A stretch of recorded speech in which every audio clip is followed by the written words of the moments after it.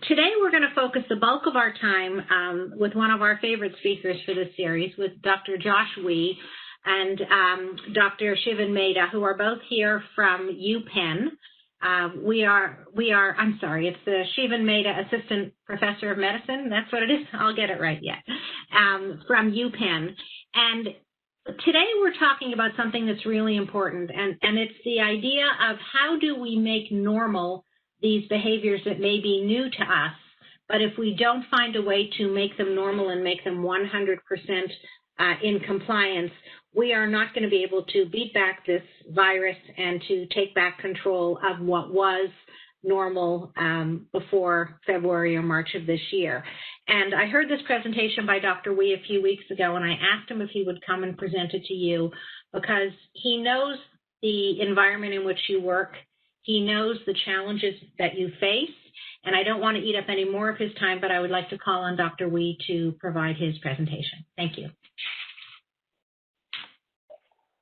All right, so glad to be here, super glad to be here, and to speak to you guys about this topic. So just a little bit about myself. I think I have spoken to you guys before. I'm a medical doctor, I'm a clinician. I spend most of my time, about 50% of my time, seeing patients in my nursing home where I'm the medical director, and only recently have gotten more involved in leadership issues through the RICP program. And usually information is flowing towards me from the state, from the federal government, and it's my job to implement it. And that is how I think most of the time. When I read these guidelines, I'm very much in the same shoes that you guys are walking in. It's my job to implement some of these things. And the challenge with COVID is that it requires a level of meticulousness that, I'll be honest, we don't normally have in long-term care facilities. And the guidance from the government hasn't been quite, well, at the end of the day, we're the experts in our own facilities, and how to make some of these guidelines work in our facilities requires the addition of our expertise in our own buildings. And I want to sort of demonstrate how that works. So the concern, of course, is that there's going to be a second wave for COVID coming up. And, I think everybody's concerned about that. I think we're all concerned about the duration of this pandemic over the next 1 to 2 years. And I want to just review what we've learned that works and what doesn't work in supporting long-term care facilities, understand the framework of behavior change, and apply the framework in a long-term care setting. And Shivan actually couldn't be here today, so I'll do my best to go over his slides. So what have we learned as of, well, now October 2020, and there's one big piece of information that we learned, but that aggressive, over the last weekend, but aggressive PPE practice is absolutely necessary, and it is very effective. I would be lying if I said it was 100% effective, but the meticulousness in which we mask and use eye protection is our number one defense against this virus getting into the building. I say this last weekend because, and regardless of political spectrum, I think the White House is an interesting proof of concept that even if you have an aggressive symptom monitoring and testing policy and plan to try to make masking not necessary, it doesn't work. And so masking is going to be the number one defense against this virus and eye protection in our buildings. And so we have to get that in a meticulous way. Testing is interesting, right? Testing identifies outbreaks quickly. It can help us see the spread of an asymptomatic infection. In and of itself, unless you're testing incredibly frequently, it doesn't actually prevent outbreaks. It can minimize an outbreak. And I think we've also learned at this point that facilities need external support. Like I said, I have a 120-bed facility in Southwest Philly. And the testing requirements, the PPE requirements, and the staffing requirements to manage an outbreak are beyond what a facility normally is able to achieve. And I think one of the benefits of the RICP program is that by coming alongside facilities in a supportive way, we can enhance facilities to do what they do best, which is take care of the residents. Clinical support in place. The goal is to take care of the patients in their own homes in a way that maximizes care and maximizes health system resources. And we know that can be a win-win if we do this right. I like to talk about a couple stories, and I think we all have stories. We have plenty of stories within the state of Pennsylvania, but these are a couple that really caught my attention earlier on in the pandemic. This is a facility that is in Boston or near Boston, and Chuck Hughes, the medical director, he's a geriatrician out of Harvard, long-standing expert medical director, and the facility is a really good facility. And in early March, they locked down by the book with no visitors, no group dining, no activities, temperature and symptom screens for every employee and resident every shift, and a universal face mask policy. And they were getting ready to be designated as a COVID SNF by the state of Massachusetts, where they were going to have their residents moved out in order to make space for COVID patients. And so they were going to be designated a COVID center. And on April 1st, they decided, this is 2 to 3 weeks after they locked down, they decided to do a point prevalence survey. They had no symptomatic patients for 2 to 3 weeks, no symptomatic staff. And on the April 1st point prevalence survey, 52 out of the 97 residents tested positive. 5 days later, or 4 days later, they tested the 45 negative patients and 31 tested positive. And COVID had spread in their building to 85% of the residents without detection despite lockdown. There's a couple of lessons to learn by this. One is massive community spread, which they had in Massachusetts at the time, leads to massive facility outbreaks. You basically have staff bringing it in, it spreads in an asymptomatic way, and if you have multiple points of entry, when you go from 1 case to 2 to 4 to 8, that's a lot smaller of an outbreak than when you go from 8 to 16 to 32 to 64. And so the massive community spread leads to massive nursing home outbreaks. Symptom screens don't detect asymptomatic spread until it's possibly too late. You need a testing strategy of some sort to have some eyes and ears to detect spread in a building before it's too late. And I saw this story on an email thread that I was a part of, and I actually called him up. He's since published this data in a couple of journal articles. All this is public. And I said, do you think that PPE doesn't work? This was early enough in the pandemic that I still am a little paranoid about this virus. I said, do you think this is aerosolized? Do you think there's some form of transmission?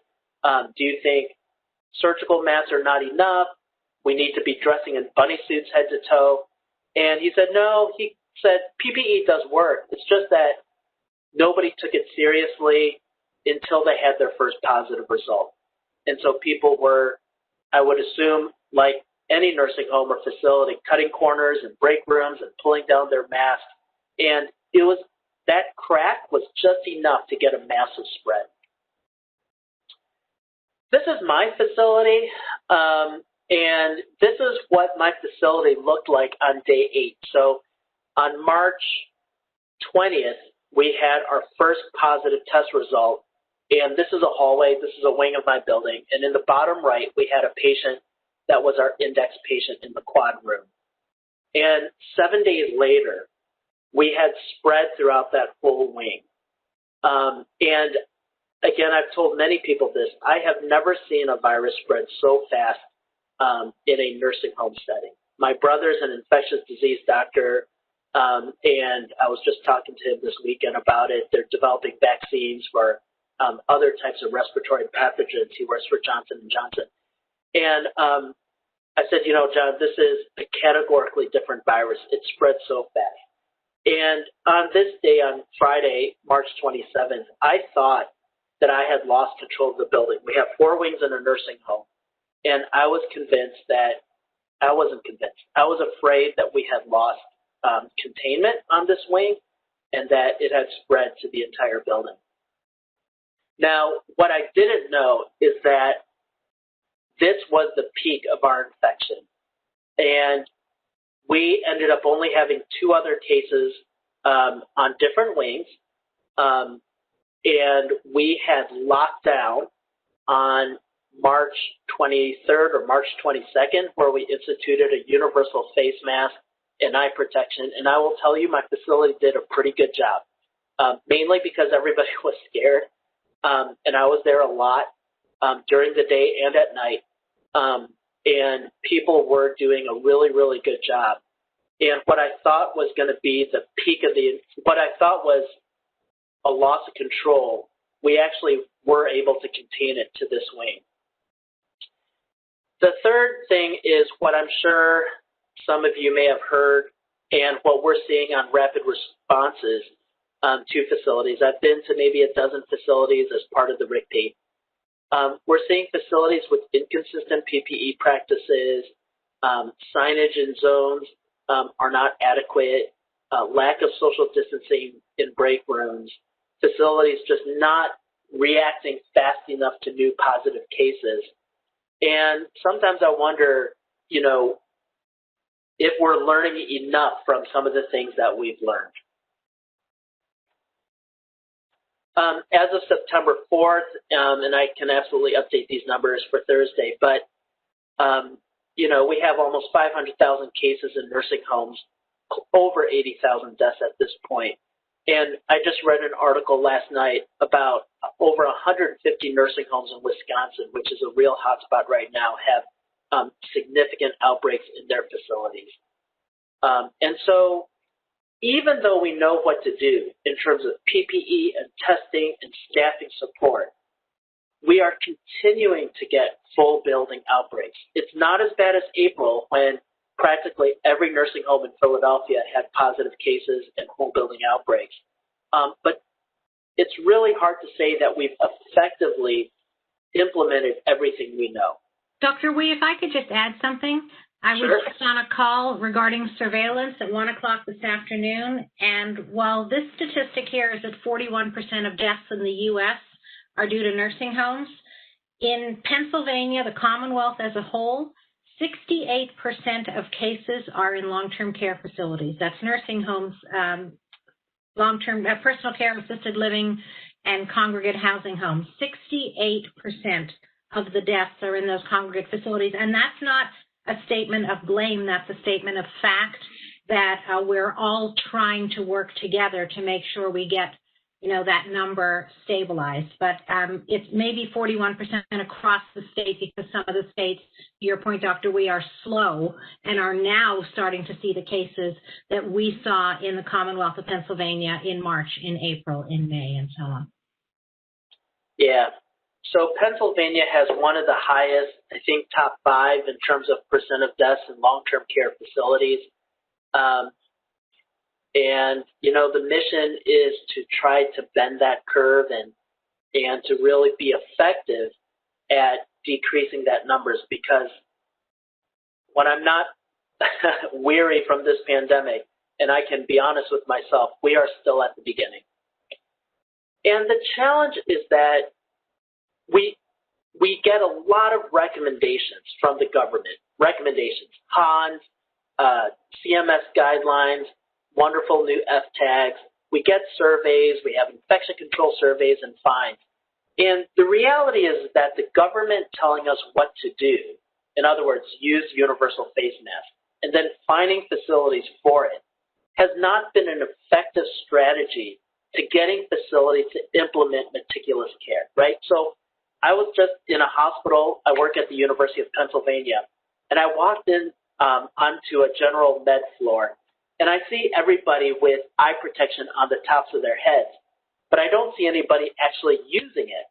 Well, I know that that's not the policy. The policy isn't to put eye protection for your hair. The issue is to use eye protection on your eyes, but for some reason, everybody got half of the message, everybody got it, but people weren't using it. And that level of implementation is hard for anybody to do. We walk into retail stores, we see variable implementation. I haven't ridden a bus, but you see people walking around with surgical masks on or just cloth masks, and about a third of people, it's probably slipping below their nose. And the challenge is that in a nursing home setting specifically, an assisted living personal care home, we don't have that wiggle room. We really need it to get to meticulous care. And the question is, what do we need to do to get us to that point? So Siobhan is a physician at the Penn Innovation Center, the Penn Medicine Innovation Center, where they focus on behavior change in a healthcare setting using the concepts from behavioral economics and psychiatry to figure out how to change people's behaviors. And I'm going to go through some of his slides and just add some commentary about what that would look like in a nursing home or long-term care facility setting. The problem with us as people is that we have certain biases. We like, for example, the status quo. So the status quo is that we don't wear face masks, or that when we have break rooms, that we have round tables where we face each other and we enjoy spending time eating together. We are not used to putting tables against the wall and facing outward in our break times. We're used to talking to each other. Loss aversion. We care more about losing things than we care about gaining things. And so the loss of the status quo can feel worse than the protection we get from facing away from each other while we're eating. Or the bother of wearing a mask might not make as much sense as the benefits gained by wearing that mask. We care about the here and now. You know, if the mask is bothering me right now, I'm going to cheat. I'm going to take my face mask off to cough, to breathe, to eat. I'm not going to take time to walk off the floor to get a snack. I'm just going to pull it out of my pocket and give it a go. But thinking about the future benefit can be so abstract when what we see right now is that things aren't too bad in our community setting, that it doesn't seem as real. And so we things don't look too bad, therefore they must not be that bad.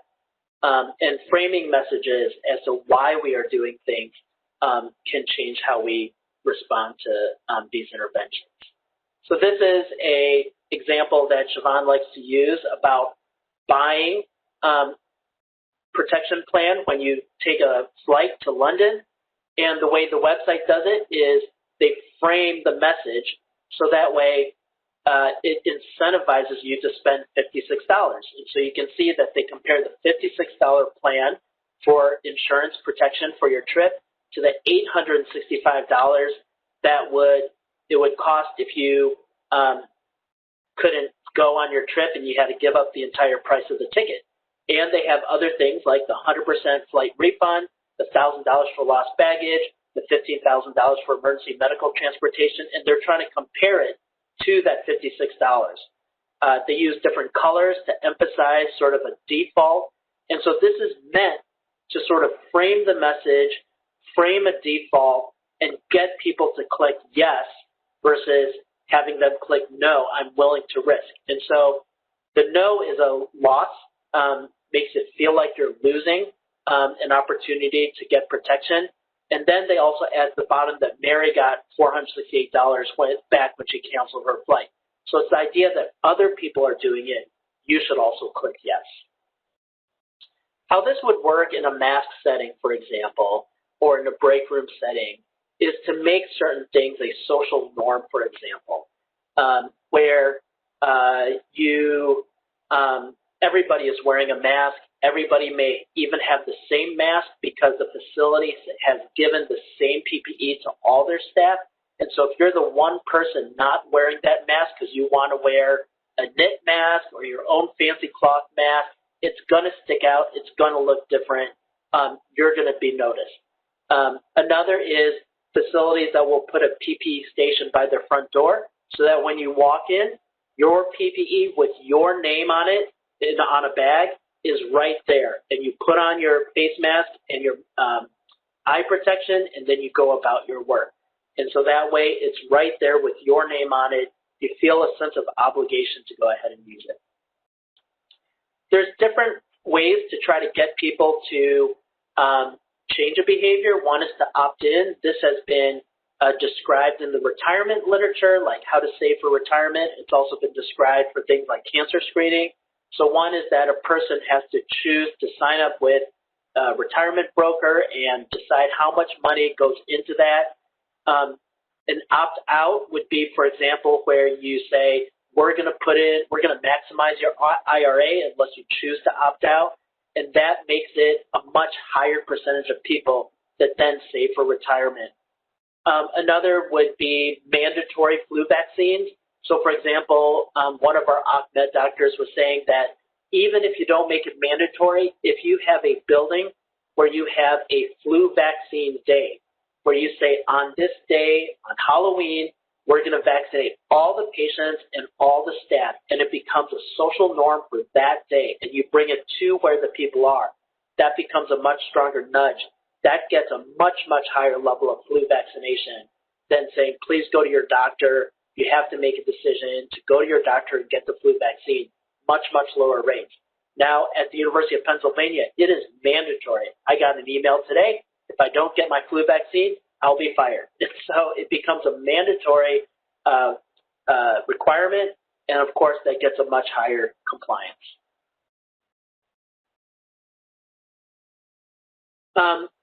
Siobhan likes to talk about how every single thing you can do to make things easier increases adherence rates or changes behavior. So the buy now with one click button, as silly as that sounds, on Amazon increases the amount of purchasing as opposed to adding it to a cart, confirming your address, confirming your payment model, and then clicking buy.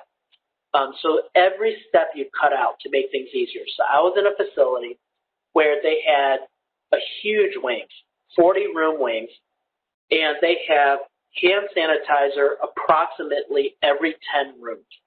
Now, the problem is if you walk out of the room and you have to go down 20 feet to hand sanitize with a hand sanitizer, people aren't going to do it. And while I was standing right there, that's exactly what happened. A staff came out of a room, did not hand sanitize, walked right in another room because forcing somebody to take all those steps to go get the hand sanitizer just makes every step less likely to happen.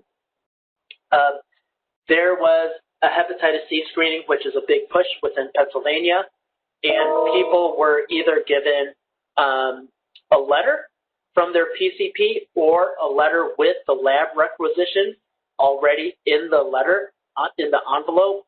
And again, just removing that one step of having to get an order was enough to change people's behavior. Social norming, this is one from energy utilization.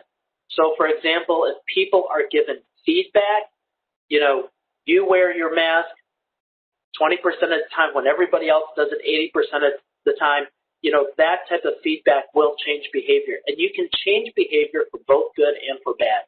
So, for example, there was a study on binge drinking on college campuses. And if they put up posters talking about how binge drinking is a big problem, more people actually started binge drinking because they felt like they were missing out. And so you have to make sure that you frame things correctly. The more you can make, for instance, masking and social distancing in break rooms the normal behavior and remind people, in a nice and kind way that, I saw that you didn't wash your hands. We've done a great job of hand washing when people are coming out of rooms. The feedback is framed within the context of social norming. It is more effective at changing behavior. And then injunctives, letting people know what they should be doing. It's feedback, right? My kids practice piano, and their piano teacher has to say to them the same thing several hundred times, it feels like, before they actually get a change in behavior. But it does require that sort of messaging and gentle reminding that's consistent. Now, when I was thinking about this, I ended up contacting a friend of mine who's a senior vice president at Disney because I had gone down to Disney World on June 22nd, the very first day they opened their resorts in Orlando. And as we're driving down through South Carolina, Georgia, Orlando, Florida, it was very obvious that in the South in June, people were not masking like we were in Philadelphia. We would go into a McDonald's or a gas station, and sometimes our family was the only one that was wearing masks. But once I got onto Disney campus, I saw everybody wearing a mask 100% of the time meticulously. And I was so impressed that I ended up speaking to a couple dozen Disney workers to find out what their training was, what they understood about masking, how Disney got them to mask. And when I left, I contacted my friend who put me in touch with the director of worldwide safety for Disney, who is implementing their protocols at resorts and parks and other properties. And he described to me for about an hour a very complete program around PPE training and COVID training in general. One is they designated leaders throughout the organization, and they trained them. They helped them understand what an outbreak would mean in their area. So if you were supervising a roller coaster, understanding that if that roller coaster was the site of an outbreak, it would mean shutting down that roller coaster or shutting down a show or even shutting down a whole resort or a park, to sort of help people understand why the consequences of COVID in their specific areas. They co-created a lot of solutions. So, for instance, it's hard to get employees to wear masks outdoors in August in Florida. So they talked about breaks, and they talked about finding safe areas for staff to eat and drink. They simplified interventions. Staff have a red, yellow, green that means something different than us. So if they are more than a certain number of feet away from people, they should just wear a mask. If they're within so many feet of a person, they should wear eye protection and a mask. They address barriers such as sick time, so they relax their sick time policy. They provide PPE for families. They utilize their existing training culture, which of course at Disney is amazing. They address morale, so they gave support for families of staff who are being quarantined. They provided financial support to stay home if they were sick, and they let people know, other than the 28,000 people they just laid off, but they let people know that staying home while sick, that they still have a job. I will get to those questions in a minute, I promise. And so their educational program was also quite complete. Every staff, before restarting opening their parks and resorts, underwent 8 hours of COVID training. It was a mix of webinars, videos, hands-on training with PPE and small group training. They reinforced it with pre-shift huddles with simplified talking points. They had videos on social distancing. They had huddle sheets with the main talking points. And they sort of divided the campus into red, yellow, green zones, again, depending on the closeness of interactions.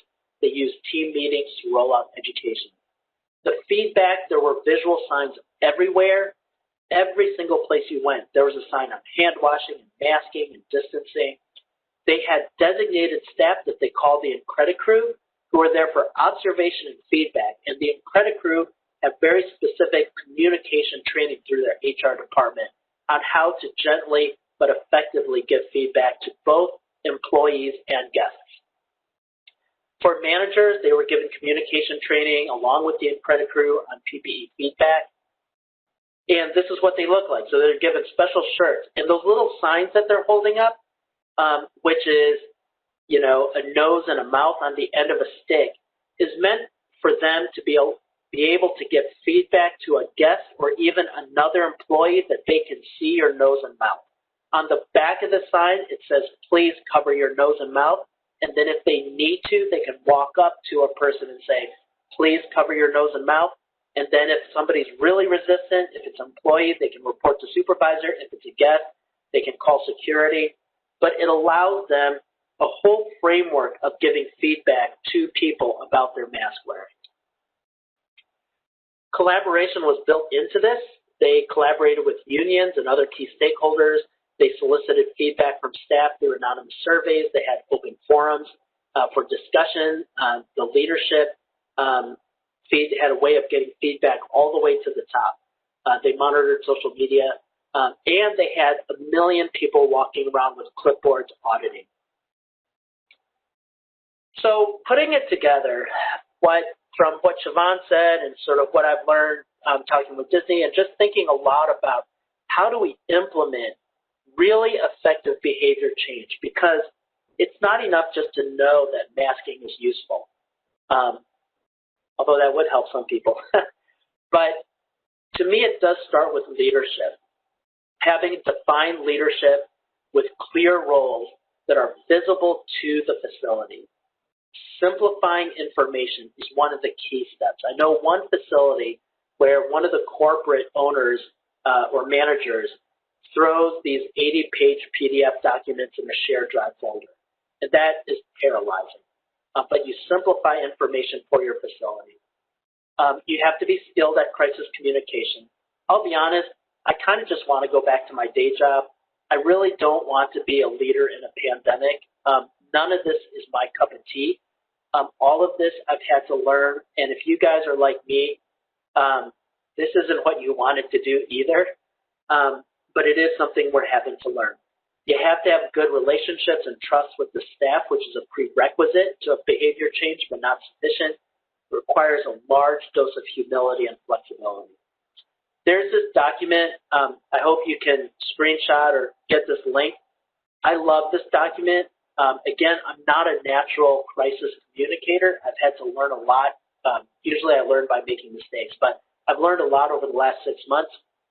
And this document, written by infectious disease folks at University of Minnesota, talks about pandemic communication. It said, don't over-reassure, proclaim uncertainty, validate emotions, your audience's and your own. Give people things to do, admit and apologize for errors, and share dilemmas. I strongly recommend that you guys read this document. I think it'll improve your communication. Having said it, good communication and trust as a leader is not enough to get behavior change. You need to develop a whole program. It's not enough to say, I told you once, I'm not going to tell you again to wear a mask. It requires a whole program. So you want to have some team leaders, whether it's unit-based leaders or facility leaders, for implementing and monitoring the implementation of, let's say, masking. You want to co-create solutions. So, for example, if you are rolling out gowning on a yellow zone unit, you want to make sure that it makes sense, that as you're implementing it, it fits what's being done. It fits the workflow of your staff. You want to simplify interventions, and I'll show you what that means in a minute. You want to address barriers.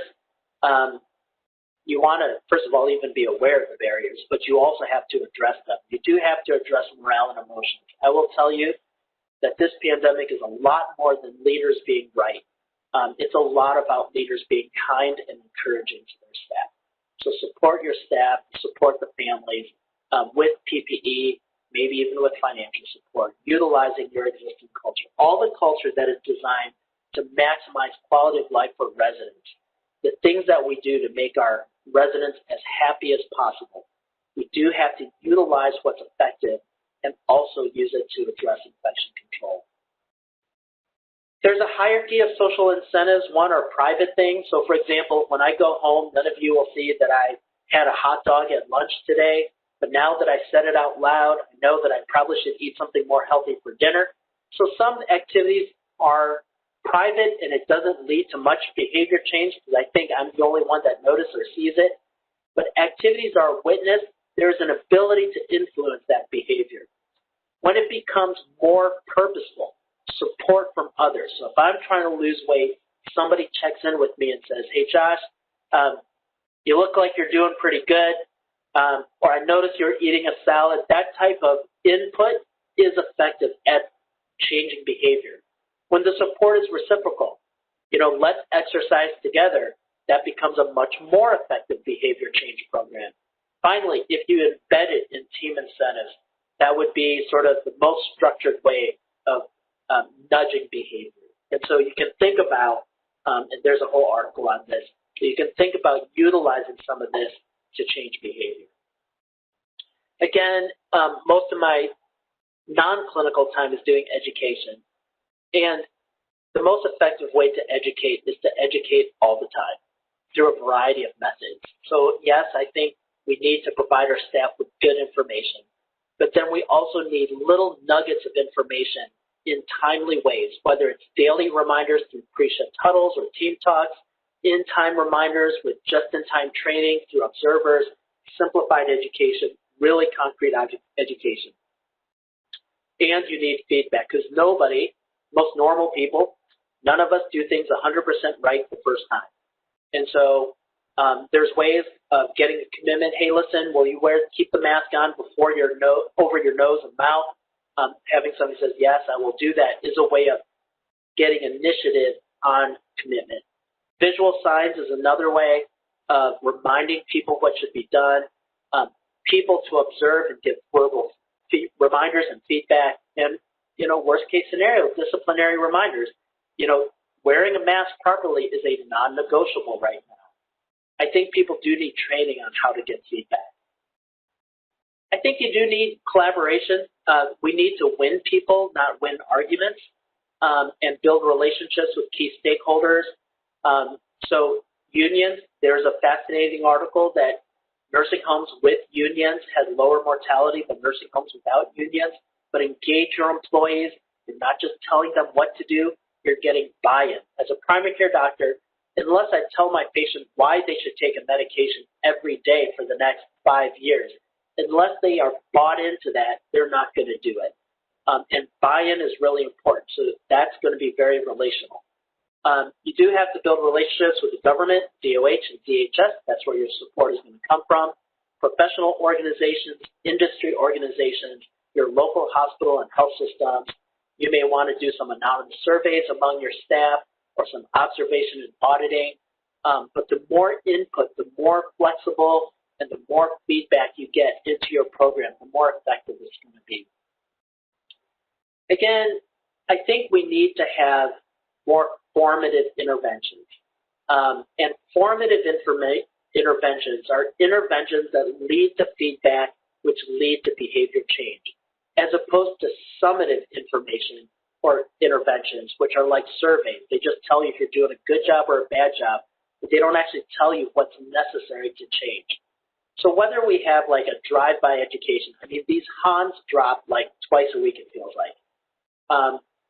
And that in and of itself is not going to change behavior. If you were to hand out the HANs to all your staff every day, that's not going to be useful. Fines and citations are not going to get us through this pandemic. And so we need interventions that are going to lead to culture change. We need formative feedback, focused feedback. We need some longitudinal observation. So I think that's the end. So mandates and education are necessary but not sufficient for behavior change. Obviously, we need to at least even know what the right thing to do is. Good leadership is also necessary but not sufficient for behavior change, whether it's communication or good relationships with the staff. Even external support through the RICPs of PPE testing and staffing is necessary but not sufficient for dealing with this pandemic. The real kicker is implementing all this knowledge within your facility in a way that fits the culture of your facility. There was a question early on about the diagram that you showed from the first day when you had COVID cases found in your facility. And the question was, what sort of a cohorting plan or what sort of a plan would you have done for that sort of a scenario? So that was before any HANs came out. We had no guidance at the time. In retrospect, I would have made that whole area red. Mm-hmm. So let me just sneak back and I'll just show you. And I will tell you, zoning is so different in every building. So all the red patients are patients who tested positive. The black squares are patients that died. The yellow are people that tested negative, but I did not believe those negative tests. Oops. Keep going. That's fine. Okay. Go ahead. Go forward one. There you go. Yep. And so this would have been a whole red zone and full PPE. And in retrospect, I would have made the rest of the building yellow because this was before we knew that universal masking was the thing. This was long before we knew that eye protection was a thing. So the virus had spread without PPE in the building. That's why it spread so fast.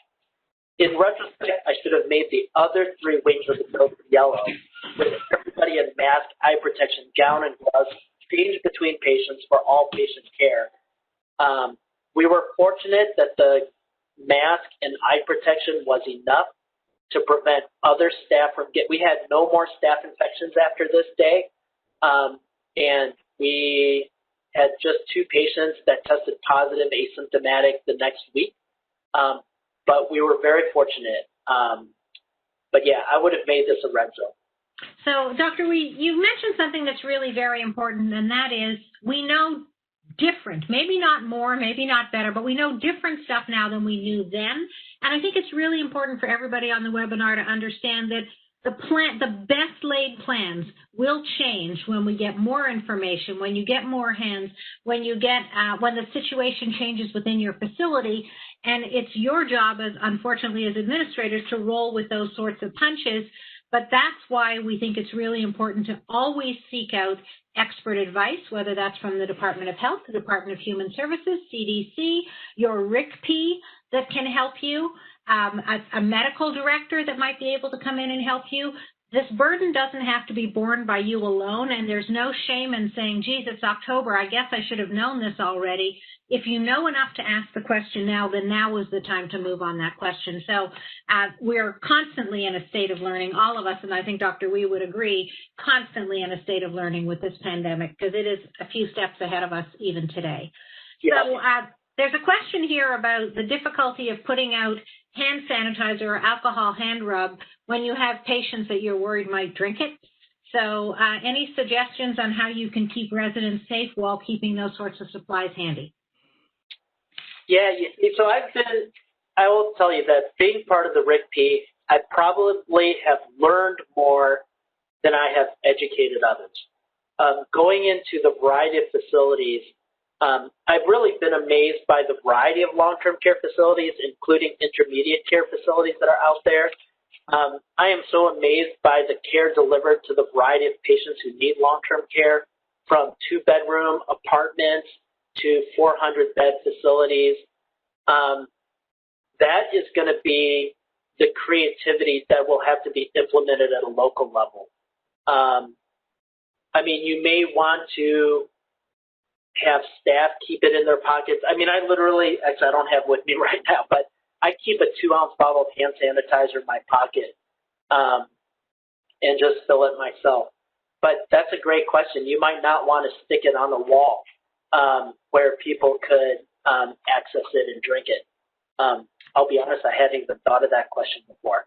One of the other things you can do is to cover it with something that is unappealing. So, and let your staff know what it is, but then the residents don't necessarily know what it is, and it's not within their desirability to get it. You know, if it kind of sort of blends in or looks like something else.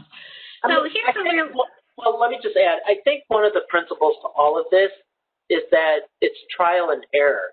I mean, I'll be honest. I don't think I ever get anything right in my life the first time. I mean, I think the goal is to try something, observe and see if it works, and adjust quickly. So on a personal level, like, my goal as a person is just to learn how to adapt and to adjust because I don't ever seem to get things right the first time. So I go ahead and implement something, whether it's like how I raise my kids or how I do something at work. And then if it works, great. And if it doesn't, thank God I noticed it, and then I'm going to adjust. So don't put all your eggs in the basket that you have to nail things right the first time. The real kicker to success is to be able to adjust. So here's a question that we know is really important, and that's recommendations to get leadership buy-in. So sometimes the worst offenders, or at least offenders, of behaviors that we are trying to emulate are by leadership who themselves don't wear a mask or don't consistently wear a mask, and they're supposed to be the role models. So, and they may be facilities that have yet to experience an outbreak, and we're trying to get them to exhibit these behaviors in advance because it's a lot easier to keep them going than to implement something from anew. So any suggestions on how you keep your job while nudging your leadership to come along and behave properly? Yeah, so there's enough harsh feedback out there that's just not who I am as a person. I don't act like that towards medical students. It's just not in my personality. So I like to treat people as if they are awesome. And so I might go up to somebody and say, man, I love it how you wear your mask perfectly, even when I know it's not perfectly true. Because then it lets them know that I see them. It lets them know that I want them to wear their mask. Another option might be, so I have 3 kids, so I think about kid issues all the time. You might take that problem child and say, you're in charge of making everybody get along, or to say, hey, listen, what do you think we should do in order to make everybody else mask properly? You don't even bring it up and make them the issue, but you help them co-create solutions, which gets them to buy in. And I'll be honest, there are going to be people, leaders, employees, there's some of us that just never care. My wife really wishes I exercised more, and I don't. And it's hard to change behavior, but, you try carrots, you try sticks, you try to nudge through a variety of methods, and you try to win people to your side. And then worst case scenario, you need a variety of from a light hand to a heavy hand, from small sticks to big sticks to get people to nudge. And yes, there are people who will not get with the program. It is challenging, but that's normal. That's normal that some people are not going to be with the program. So we have to accept that and then re-engage.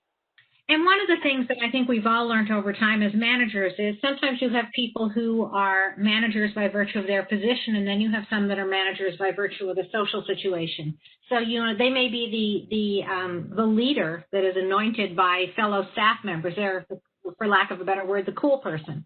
So if they do it and you can enlist them to be your leadership within a particular unit or on a particular shift, or maybe even create a competition among shifts. But if you can get some of those informal leaders, they often have more influence than 8 or 9 hands would ever have. Somebody answered the question regarding Purell dispensers. I love it when you guys take care of each other. The U.S. Public Health Service suggested attaching a Purell dispenser to an IV pole in memory care units because we're conditioned that if it's on an IV, it's not yours to touch. It's somebody else's. So, that idea that the staff would know what that was, but the residents would not be drawn to it. I like that idea. If anyone has other ideas, I appreciate that as well.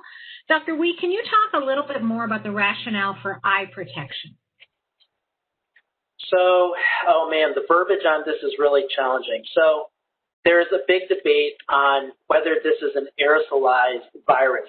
And aerosolized means something really specific and concrete, which is that small inoculums of virus that are floating in really tiny droplets or viral particles are enough to infect people, and these particles can last in the air for hours and hours. Now, nobody really thinks that this virus is aerosolized, but we're using the term airborne, that there are medium-sized droplets that can hang in the air for 30 minutes, 1 hour, that are not quite the definition of aerosolized. So this is where academia runs amok. But they are in the air enough to create enough of a amount in the air that somebody walking in the room later can get infected. And there's only 3 sets of holes in your face. There's your eyes, there's your nose, and your mouth.